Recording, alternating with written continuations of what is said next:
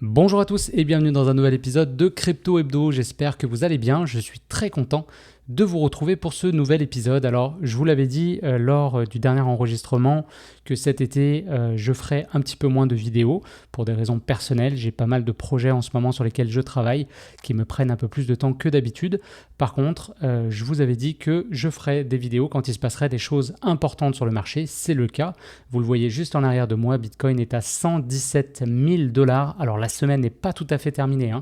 Il nous reste 1 jour et 6 heures. Mais a priori, vu comment les choses sont orientées, on devrait clôturer au-dessus des plus hauts qu'on avait atteints et qu'on avait travaillé pendant plusieurs semaines, en fait, depuis le début de l'année 2025. Alors, petit rappel, du coup, comme j'ai mis un peu sur pause le projet vidéo sur la chaîne YouTube, je vous ai créé un compte Telegram, donc ça s'appelle les Chroniques du marché. Pour l'instant, on est 6 personnes enregistrées, donc c'est vraiment petit comité, on est entre nous et donc c'est plus facile pour moi tout simplement de publier des graphiques, des analyses, donc un petit peu ce que je fais sur la chaîne YouTube, mais on va dire en version plus condensée. Ça m'évite de faire du montage, la miniature, trouver les titres, la description, etc. Donc ça me permet vraiment de continuer de partager mes analyses avec vous, mais de façon plus rapide tout simplement. Et puis voilà, je continuerai sur cette chaîne YouTube à faire des épisodes de temps en temps, typiquement aux clôtures mensuelles ou quand on a des choses importantes qui se passent comme présentement. Voilà, cela dit, je vous invite à rejoindre le groupe Telegram. Le lien va être en description de la vidéo et pour vous montrer un petit peu quand même ce que je partage sur ce compte. Vous avez plusieurs analyses que j'ai partagées. Donc c'était le 26 juin, donc c'était déjà il y a quelques semaines. J'avais partagé une analyse de Sei et également de Pengu. Alors depuis, je vous invite à aller voir sur les graphiques, mais les charts sont explosés. Donc écoutez, tant mieux pour ceux qui ont pu voir mon analyse, qui en ont profité pour faire leurs recherches et peut-être pour prendre position sur ces projets. Je rappelle quand même que ce n'est pas des signaux que je donne, mais c'est vrai que j'essaie de faire un petit peu le travail de recherche, de trouver les bons projets, ceux qui vont avoir du momentum. Et puis du coup, je partage un petit peu mes analyses. Ça peut vous donner ou un point de départ, ou tout simplement rester, on va dire, informé de ce qui se passe sur le marché. Ensuite, je vous ai partagé quelques petits graphiques. Donc celui-là, je me permets de vous le montrer maintenant. Je l'avais partagé également sur mon Twitter, vous le savez, le lien aussi est en description. Si vous voulez me suivre sur Twitter, j'essaie de partager là aussi des posts et puis c'est beaucoup de reposts aussi d'actualités que je trouve pertinentes. Et donc ce graphique que j'avais partagé qui nous montre en fait, si on étudie la cyclicité de Bitcoin, en fait là vous avez une enveloppe on va dire de volatilité par rapport aux différents scénarios, donc ce qu'on va appeler le min et le max du cycle de 4 ans, et puis la ligne bleue foncée ici, c'est tout simplement le scénario moyen ou médian on va dire, et le graphique rouge, c'est tout simplement le prix de Bitcoin actuellement. On voit que c'est ramené sur une année. Donc ce qu'on voit ici, en fait même plus qu'un an, 4 ans, c'est tout le concept d'ailleurs de ce graphique. Donc là on voit, le graphique a été publié le 27 juin, donc c'est vraiment un repost. Je vous invite peut-être à aller voir le post original là, et puis aller peut-être mettre un like à la personne qui a pris le temps de faire ce graphique parce que je le trouve très intéressant. Et donc on voit qu'on est juste ici et qu'a priori, qu'on regarde le scénario médian, le scénario max ou même le scénario min, a priori pour Q3 et Q4, on devrait avoir une envolée des prix. Donc si on étudie, je récapitule, le cycle, si on étudie la liquidité, et si on étudie tout simplement le graphique, ce qu'on va faire dans un instant en regardant Bitcoin, et puis on va regarder également Ethereum et peut-être quelques petites altcoins, vous allez voir qu'en ce moment, tout est orienté et tout est aligné pour qu'on ait une deuxième partie d'année qui soit très intéressante.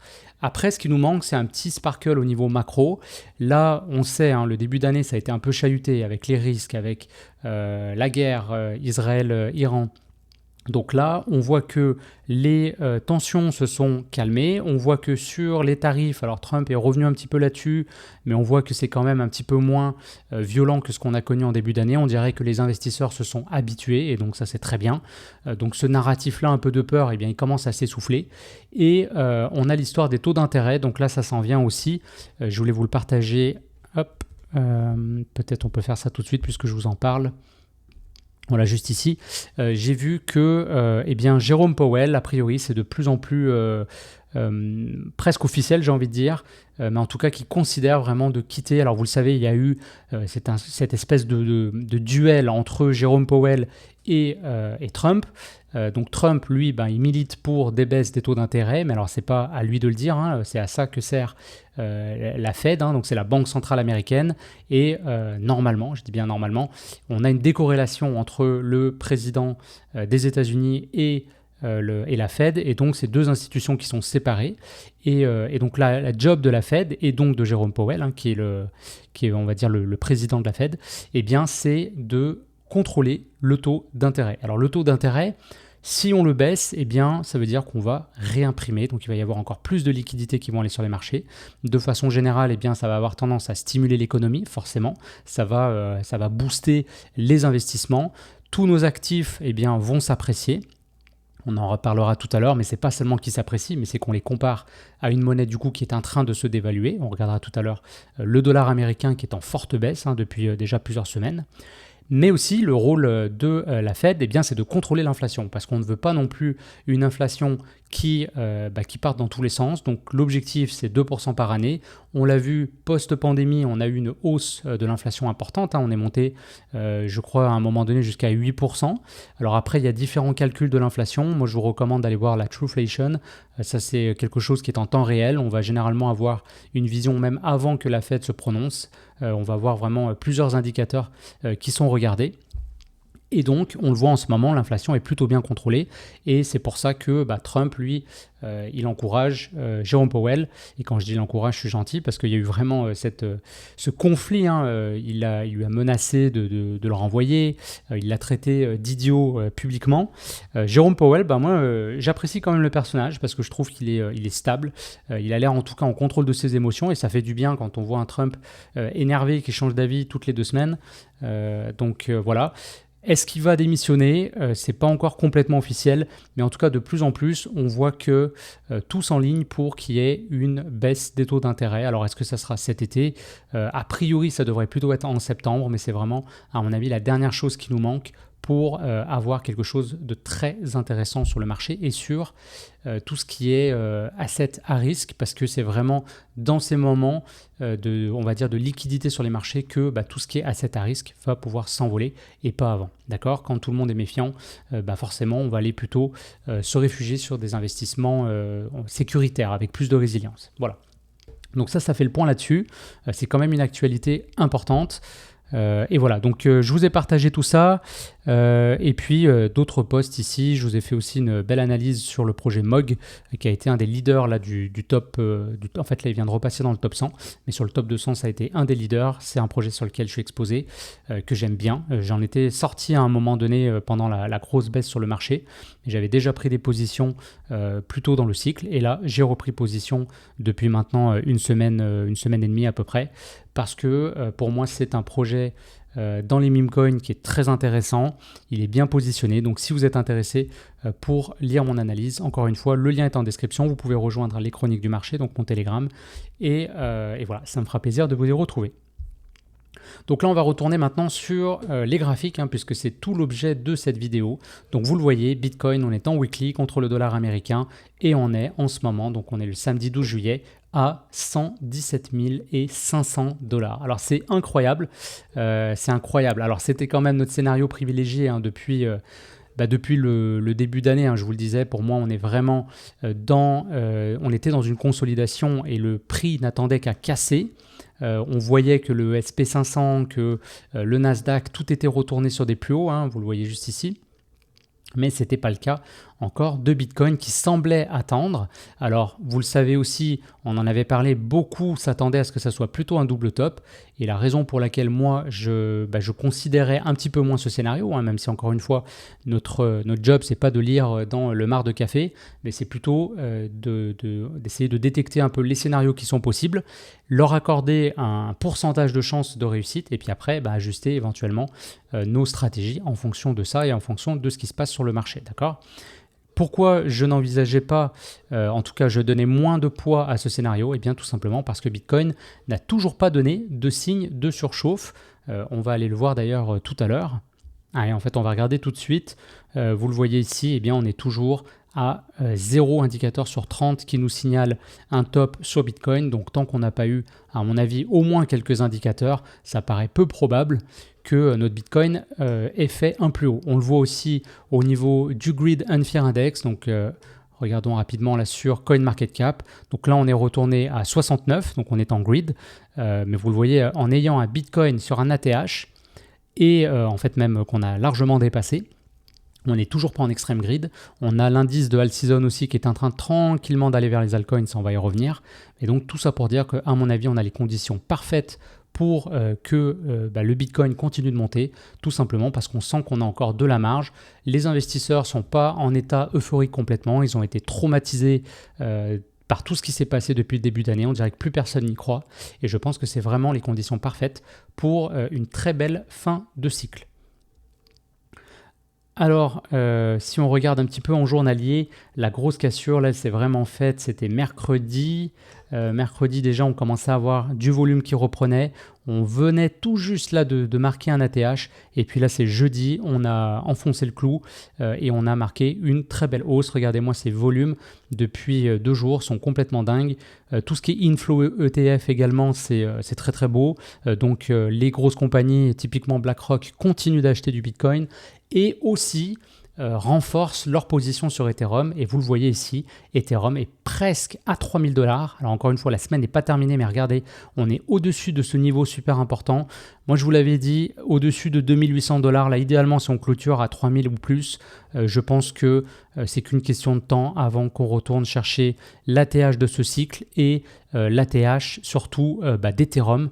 All-time high, mais vraiment sur tout le cycle, puisque la dernière fois qu'on l'avait touché, c'était en novembre 2021.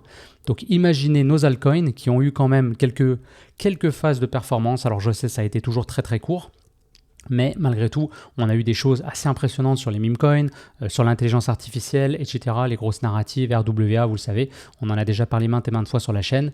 Imaginez maintenant à quoi nos altcoins vont ressembler quand Ethereum ne sera pas à 4000 $, mais à 5000 et peut-être s'il pousse, ce qui pourrait être logique. Si Bitcoin a fait des nouveaux plus hauts, je ne vois pas pourquoi Ethereum ne ferait pas de nouveaux plus hauts sur ce cycle. Donc imaginez un Ethereum qui part à 6000, 7000, 8000, peut-être 10 000 $. À quoi vont ressembler nos altcoins. Donc je pense que le meilleur est devant nous, c'est vraiment cool.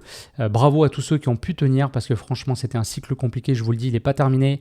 Restons prudents, restons tranquilles, ne prenez pas d'effet de levier, etc. etc. Toutes les, on va dire, les précautions habituelles. Mais vraiment là je trouve qu'on a quelque chose de super intéressant. Alors on va aller voir en journalier Ethereum quand même. Rappelez-vous, ça je vous l'avais partagé d'ailleurs, c'était sur Twitter ou sur le Telegram, je ne sais plus trop, mais on avait ce range qui était vraiment étroit, juste au-dessus de la moyenne mobile 200. On avait eu un fake out par le nord, ensuite un fake out par le sud, donc là on a vraiment liquidé tout le monde, le marché est redevenu sain, et ensuite on a réintégré ce range-là, ce range vraiment étroit, et là on est parti, pareil, c'était mercredi et jeudi, on a clôturé bien au-dessus et bien franchement avec du volume au-dessus des 2800 $. On est au-dessus du nuage Kumo journalier. On a la moyenne mobile 50 qui vient de passer au-dessus de la moyenne mobile 200. Donc là, si je regarde même pas l'actualité, je regarde pas le cycle, je regarde juste graphiquement, et c'est vraiment la plus-value à mon avis de cette chaîne, j'essaie de vous partager toute l'analyse graphique, eh bien pour moi ici, on a un signal très important que on passe en tendance haussière et qu'on devrait avoir un beau mouvement haussier. On a de la marge, si vous voyez, je me remets en weekly, on a vraiment de la marge sur Ethereum. Si je me mets en mensuel, voilà, on le voit encore plus. En fait, finalement, on dirait qu'on est tout simplement dans la grande formation d'une figure de consolidation depuis 2021. Donc là, avec bien sûr une grosse peur qu'on a eue, on est venu rechercher ce niveau très important.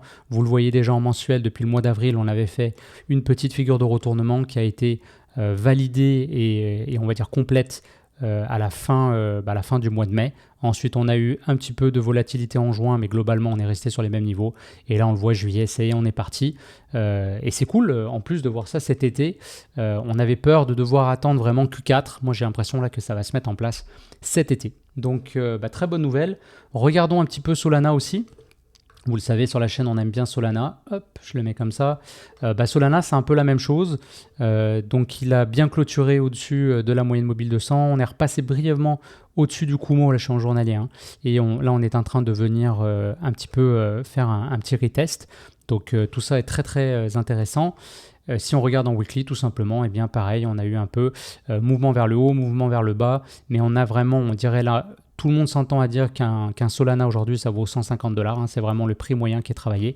Moi, je pense qu'il y a de grandes chances, là aussi, que Solana retourne sur ses ATH, donc aux environs, on va dire, des 280 $. L'ATH a été à 300 $, je pense. Alors, est-ce qu'on va le dépasser? On verra. D'ailleurs, aujourd'hui, je le mentionne, on a le lancement de PumpFun qui lance donc son token. On va aller voir ça rapidement. Hop, la pump, donc ça vient de partir, là c'est aujourd'hui, on est sur une hausse, là on est à 32%. Alors attention, forcément, ça sera très volatile, des tokens qui se lancent comme ça. Moi personnellement, c'est pas ma stratégie, donc je n'y touche pas. Je vais voir un petit peu, je vais laisser plusieurs semaines, plusieurs mois. On le voit en ce moment, en fait ce que beaucoup de gens avaient peur, c'est que ça fasse un peu comme le lancement du token de Trump, c'est-à-dire absorber un peu la liquidité du marché. Ce matin, c'était un peu dans le rouge, mais honnêtement, c'est plutôt parce qu'on a eu des très belles hausses dans les derniers jours. Donc moi, j'y vois rien d'alarmant. Là, pour l'instant, ça se passe plutôt bien sur le marché. On sait aussi que Bonk, vous savez, Bonk a voulu faire un peu compétition à Pump.Fun. Voilà, mon petit Bonk, il est là, qui aujourd'hui a quand même 12%. C'est un des leaders là, de la journée. Tiens, d'ailleurs, c'est intéressant parce que, comme je vous dis, il y a vraiment ce parallèle qui est fait aujourd'hui entre Pump et Bonk. Et donc, certains investisseurs prennent ce pari que finalement, Bonk pourrait être un investissement proxy sur Pump d'une certaine façon et présenter potentiellement une hausse peut-être plus intéressante. Donc le token est déjà en place depuis bien plus longtemps et on voit qu'en ce moment l'activité sur Bonk est assez impressionnante. Là aussi je l'avais partagé sur Telegram. On a eu au niveau du mindshare un flip, c'est-à-dire que Bonk est passé devant Pump depuis le début, depuis le début de ce lancement-là de Bonk.fun et au niveau également du volume sur les tokens qui sont créés sur Bonk, et bien pareil, on a eu le plus de liquidité, le plus de volume, etc. Donc là, il y a vraiment un gros momentum sur Bonk, donc affaire à suivre. On voit aussi au niveau des volumes. En tout cas, je peux vous dire que graphiquement, en weekly, on a quelque chose d'absolument magnifique. On le voit ici, on a un W. On est en train de clôturer. Là, encore une fois, il reste une journée et 6 heures, mais vraisemblablement, on va clôturer au-dessus de ce niveau. Donc c'est pareil, moi je pense que Bonk, on retourne en ATH assez rapidement. Voyons au journalier ici, on avait eu ce très beau pump, là ça a bien consolidé, regardez les volumes, ils sont vraiment impressionnants et là aujourd'hui Bonk semble vouloir continuer, donc très intéressant, affaire à suivre. Attention sur pump, si jamais vous prenez des positions, ça peut être risqué. Déjà le token n'est pas disponible partout, il n'est pas encore en spot, selon moi c'est surtout du futur. Je sais qu'il y a eu un airdrop, donc tant mieux pour ceux qui ont pu l'avoir. Mais souvent ce qui se passe c'est que les gens qui vont avoir des airdrops vont vendre très rapidement et c'est pour ça que ça crée beaucoup de volatilité là sur les lancements de tokens. Comme je vous disais, moi c'est vraiment pas ma stratégie, mais je vous donne quand même l'information. Allons voir aussi rapidement la dominance. Alors la dominance, on va se mettre en weekly, vous le voyez, ça y est, la dominance commence à rebaisser. Alors on n'a pas une figure de retournement ici aussi belle qu'on l'avait là, pourtant vous le voyez, une belle figure. C'est pas une garantie complète puisque ça a été finalement un mauvais signal. On est parti, on a fait des plus hauts. On est allé chercher quand même 66% de dominance. Je vous avais fait un épisode là-dessus. Aujourd'hui, à mon avis, prochain objectif potentiel, ce serait 70. Pourquoi? Parce que ça a été une zone qui a été travaillée. La zone rouge ici, 45%, je vous l'ai dit, c'est vraiment quand on arrive à une dominance de 45, souvent c'est un peu la fin du cycle. Donc attention à surveiller si jamais on redescend. Est-ce qu'on va redescendre jusque là? Honnêtement, on a des doutes parce que Bitcoin est vraiment si fort sur ce cycle que je ne sais pas si on reverra un jour une dominance à 45%. Malgré tout, c'est les bornes qu'il faut surveiller. Et là, on voit que les altcoins sont en train là aussi de prendre un peu de liquidité. Donc là, on a eu des belles journées avec des tokens qui ont fait des 10, 15, 20, 30%. Imaginez ce qui va se passer quand on aura quelque chose vraiment de significatif, c'est-à-dire une dominance qui retourne peut-être sur sa moyenne mobile 50, donc là on sera à 60%, voir si on arrive à passer sous le nuage Kumo. On le voit là, on est clairement dans une tendance haussière, il n'y a pas d'histoire, mais si on arrive à avoir vraiment un retournement propre, qu'on redescend sur ces niveaux-là, peut-être même venir tester la 200, on serait sur une dominance à 55%. Si vous regardez la capitalisation de Bitcoin aujourd'hui, imaginez qu'on la coupe en partie et qu'on réalloue ces liquidités-là sur les altcoins, et bah forcément, nos altcoins vont exploser puisqu'ils sont beaucoup moins capitalisés. Alors attention, encore une fois, je l'ai déjà dit, je ne pense pas que c'est toutes les altcoins qui vont forcément performer, mais si on est sur les bonnes narratives, je pense qu'il y a des choses très intéressantes à faire. Si on regarde, allez j'en profite parce que j'ai pas fait de vidéo depuis longtemps, ça sera une vidéo peut-être un petit peu plus longue. En weekly, même chose ici, notre Ethereum versus Bitcoin, donc ça c'est important à surveiller aussi. On voit que le bottom, selon moi, il a été fait. Est-ce qu'on va faire un double bottom comme on l'avait fait ici en 2019 avant vraiment de partir? C'est pas un scénario que j'exclus complètement, mais en tout cas pour l'instant, avec un peu ce V-bottom qui s'est formé, c'est officiel, on peut le voir dans les graphiques, autant sur le marché tradi que sur le marché des cryptos, sur Bitcoin en tout cas. Donc là, je pense que on pourrait aussi très bien partir directement. Donc voilà, à surveiller, mais en tout cas, on voit que la force reste sur Ethereum, ça c'est très important. Solana, c'est un petit peu plus mou, mais on a formé un beau double bottom, donc voilà, on va voir ce qui va se passer.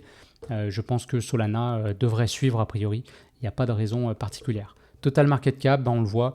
Alors on n'est pas tout à fait en ATH là sur le total market cap, parce que vous le savez, ça inclut Bitcoin, mais aussi les autres. Donc Bitcoin, clairement, un lead ici, mais voilà, on n'a pas encore toutes les liquidités qui sont parties sur Ethereum et sur les autres altcoins. Total 2, on le voit, si on enlève Bitcoin, forcément tout de suite on est beaucoup plus loin de l'ATH. Et Total Market Cap 3, un peu plus haut, parce que depuis le début, Ethereum, c'est pas celui qui performe le mieux, il pèse énormément, donc c'est pour ça qu'on a un Total 2 qui est moins fou que notre Total 3. Et les others, c'est si on exclut le top 10, on est encore plus loin. Donc pour l'instant, on voit que la capitalisation, elle reste sur le top 10. Donc on ne parle pas encore d'une alt season où c'est nos petits small cap et middle cap qui vont pumper. Là on est vraiment sur le top 10, c'est-à-dire BNB, Solana, Doge, vous avez XRP, XLM aussi là que je surveille. Donc voilà, ça va être ce genre de projet qu'il va falloir peut-être regarder, parce que ça risque de commencer par là et puis ensuite ça devrait descendre dans nos autres cryptos. Donc ça fait le point sur les total market cap. Qu'est-ce qu'on peut regarder? Le VIX, le VIX, tout est beau. Donc là, on voit que les marchés sont calmes. C'est parfait, c'est les conditions qu'on veut.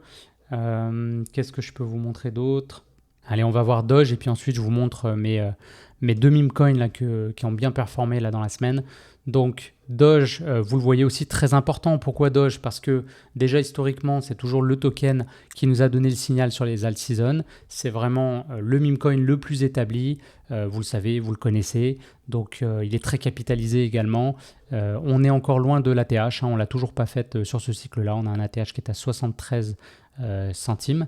Et là, on est actuellement à presque 20 centimes. Donc il y a de la marge. On est allé chercher en novembre. Vous rappelez, c'était pendant l'élection, parce que Elon Musk, forcément, est très associé à Dogecoin. En plus, il lançait le département Doge pour réduire les dépenses du gouvernement, etc. Donc, même si ce n'était pas directement ce projet, juste le fait qu'on en parle dans les médias, ça avait très bien servi à Doge. Ça avait été un des projets qui avait le mieux pumpé. Je me rappelle, le soir de l'élection, je l'avais suivi en direct. Donc là, on est monté à presque 50 centimes. Donc, on a encore de la marge déjà pour un retour ATH novembre. Donc l'année dernière, et puis sur le cycle on a encore pas mal de marge, mais en tout cas on le voit qu'il a respecté son canal, Regardez ça, c'est vraiment beau, le double bottom il est presque parfait. Là on a un signal. Pour moi, Doge, là, c'est vraiment un pari qui est très intéressant, parce qu'on est sur une crypto qui est là depuis longtemps, qui est bien répartie aussi au niveau des holders, qui a un bon narratif, et graphiquement en tout cas qui est très joli. Donc pour quelqu'un qui cherche un pari, on va dire avec un bon risk-reward, je pense que Doge, on a quelque chose de très intéressant, avec quand même un multiple. On peut aller chercher un x3 ou un x4 à mon avis là sur le cycle assez facilement, si encore une fois tout continue dans cette voie-là. Notre moyenne mobile 50, elle est vraiment restée au-dessus de la moyenne mobile 200, donc c'est très propre. On a une tendance haussière qui est assez claire. À chaque fois qu'on fait un plus bas plus haut, eh bien on le respecte, et là on a fait plusieurs fois des plus hauts, donc là le prochain, vraisemblablement, on devrait aller chercher notre ATH. Voilà, c'est ce qui semble le plus logique. Shiba pour l'instant est un petit peu plus tranquille malgré tout. Il pourrait peut-être nous faire quelque chose. Là on voit qu'on est redescendu quand même sur des niveaux importants de l'ancien cycle. Shiba, quand il part, il fait pas semblant. Donc voilà, c'est pas un meme coin que j'ai déjà tradé. Je le suis parce que pour moi c'est un indicateur, c'est un peu le deuxième meme coin, c'est celui qui nous avait fait une perf complètement incroyable. Doge déjà c'était complètement dingue, mais Shiba derrière avait explosé et je crois qu'il nous avait fait une des plus belles perfs du cycle. Donc voilà, je pense qu'il faut quand même jeter un petit coup d'œil dessus. Je ne suis pas fan encore une fois de ce meme coin, mais là c'est plus pour des raisons personnelles. Mais voilà, je pense que derrière il y a quand même des followers, il y a quand même des gens qui sont investis dessus et qui continuent d'en parler. Donc voilà, les meme coins, c'est beaucoup une question de mindshare. Donc plus vous avez des gens qui en parlent, plus vous avez une communauté qui est solide et plus ça va profiter. Donc là, peut-être aussi quelque chose à faire au niveau de Shiba. Alors dans cette même idée d'une communauté qui est assez organique d'une certaine façon, c'est-à-dire que moi, ce que j'aime bien en fait, et c'est ce que j'expliquais dans le post Telegram, je vous invite à aller le voir encore une fois, c'est que je vais vous parler de Mog. Moi, c'est un projet que j'aime beaucoup parce que déjà, il y a un bon narratif. Je trouve qu'il y a un visuel intéressant qui est assez... en fait, toute leur communication, on a quelque chose de très cliquable. Je ne sais pas si c'est le bon terme, mais j'espère que vous comprenez ce que je veux dire. De très partageable et ça crée un peu ce phénomène viral. C'est une expression, il y a les emojis. Vous avez aussi une communauté qui est autant présente sur Twitter que sur Reddit. J'aime bien mesurer les deux parce que Reddit, c'est plus le côté vraiment normies. On n'a qu'à regarder les échanges. On voit que, et c'est pas un jugement de valeur, mais sur Twitter, vous pouvez rentrer dans des sphères qui sont quand même assez avancées techniquement, avec des discours qui sont quand même beaucoup plus techniques. Et puis sur Reddit, j'ai l'impression que c'est un peu plus premier niveau, mais malgré tout, c'est une information importante parce que ça permet de voir un petit peu les gens qui rentrent, leur perception du meme coin, leur perception de la communauté et comment ça se passe. Donc, Mog, pour ces raisons-là, moi, c'est un projet que j'ai suivi, qui fait partie plutôt, on va dire, d'une deuxième vague sur les meme coins. C'est vrai que la première vague, c'était plutôt Bonk. J'en ai parlé tout à l'heure. On a eu WIF aussi, on a eu PP, bien sûr. Et après, on a eu une deuxième vague avec Pengu et Mog. Donc, je pense qu'ils ont encore du potentiel. Le fait qu'ils soient arrivés plus tard, quand le marché s'est retourné, forcément, ils ont baissé comme tout le reste. Mais voilà, je pense qu'il y a quelque chose à faire. On a eu une baisse quand même importante depuis l'ATH. On a quand même tapé un moins 93%. Donc là, tous les gens qui avaient à sortir sont sortis. Et c'est un des premiers, en fait, avec Fartcoin, qui a vraiment l'idée, on va dire, la hausse là, de cette jambe haussière qu'on voit depuis le début du mois d'avril, avec une petite pause ici. On voit que les niveaux importants ont été respectés. Regardez-moi, cassure, volume impressionnant. Quasiment les plus hauts volumes qu'on avait eu depuis le début. Alors là, je regarde le listing sur KuCoin. Et puis, un très très beau pullback et à nouveau, volume, etc. Donc là, on est retourné sur un niveau important, donc ça pourrait très bien consolider. Mais je pense que c'est un des meme coins qui va retourner sur son ATH parmi les premiers. On le voit, les volumes sont en train d'exploser. Là, aujourd'hui, c'est un des rares qui est aussi dans le vert. Donc très intéressant ce Mog. Ce que j'aime bien aussi, c'est qu'il est listé sur Coinbase et ça c'est assez rare en fait, ça mérite d'être mentionné parce qu'il y a beaucoup de meme coins dans sa capitalisation qui sont pas encore disponibles sur des gros exchanges. Donc le fait qu'il soit disponible sur Coinbase, forcément c'est ce que je vous disais tout à l'heure avec Reddit, je pense qu'il y a un appel des normies. Donc vous savez, les normies, c'est les gens qui vont commencer à s'intéresser à la crypto ou qui en sont peut-être à leur premier cycle. Eh bien, je pense qu'ils peuvent être attirés par ce projet-là. On a ce qu'on appelle le low unit bias, ça veut dire d'avoir un prix qui est très très bas. Alors, quand on sait comment ça marche, c'est tout simplement une question de capitalisation par le nombre de jetons disponibles en circulation. Étant un meme coin, là aussi au niveau de la tokenomics, c'est très bien, tous les tokens sont déjà distribués, etc. Mais donc le fait que ça soit peu cher comme ça, eh bien, les gens qui ne connaissent pas, ils sont attirés un peu par ces bas prix, un peu comme Shiba l'avait fait par rapport à Doge, c'est-à-dire qu'ils se disent, le jour où ça sera $1, je vais être milliardaire.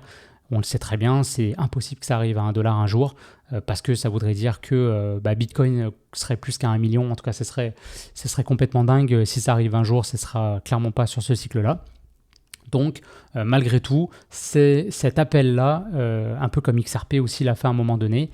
XRP, on ne pensait pas qu'il monterait aussi haut sur la capitalisation, mais c'est un petit peu aussi sur le chiffre. Voilà, ça joue. Qu'est-ce que je peux vous dire d'autre sur ce projet-là? Donc le fait qu'il soit listé sur Coinbase, c'est vraiment garant de qualité. On a aussi des rumeurs d'un listing sur Binance de plus en plus. Il est déjà sur les futurs. Binance US a teasé plusieurs fois sur Twitter par rapport à la communauté MOG. Donc on pense qu'il pourrait y avoir un listing là dans les prochains jours, prochaines semaines. Et si ça arrive, clairement, ça va encore plus bénéficier au prix.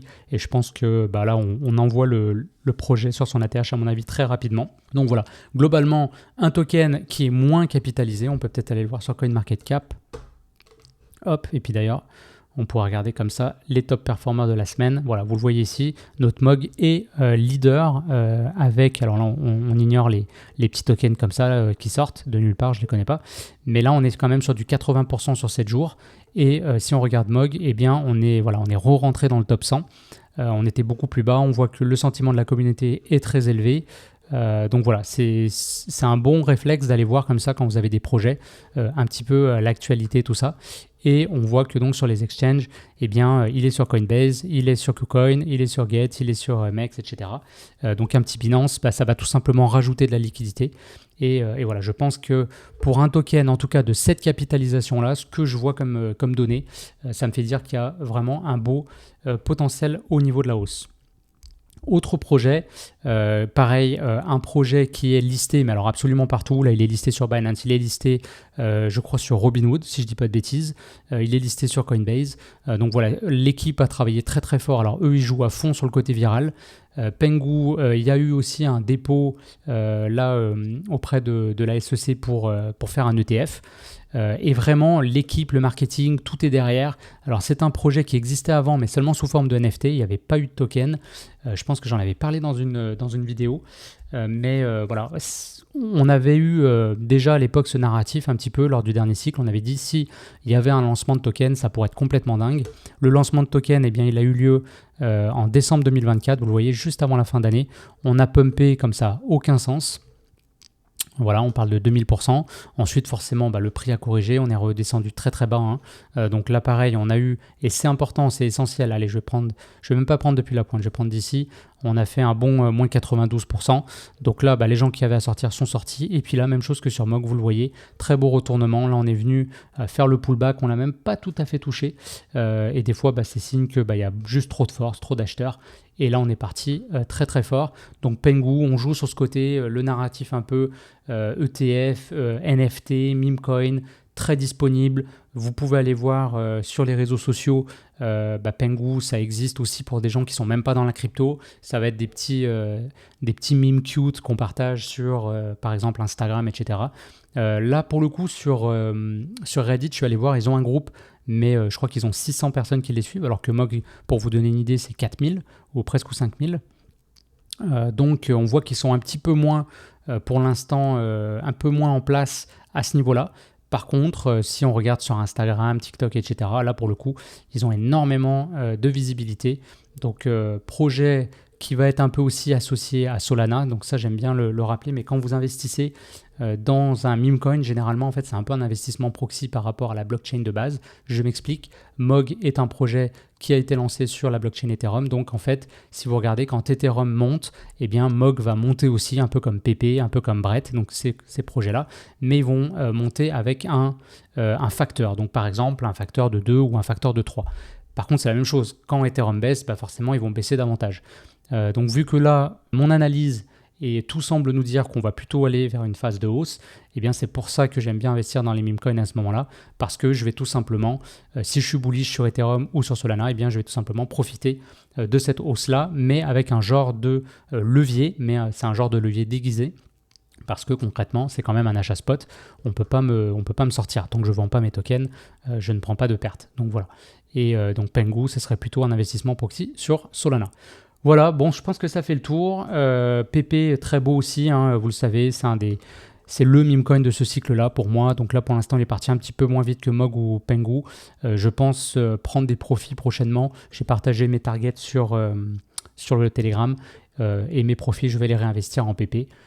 Tant mieux qu'ils ne soient pas partis tout de suite parce que je pense que PP va nous faire des plus hauts là d'ici la fin d'année si tout continue dans cette voie-là.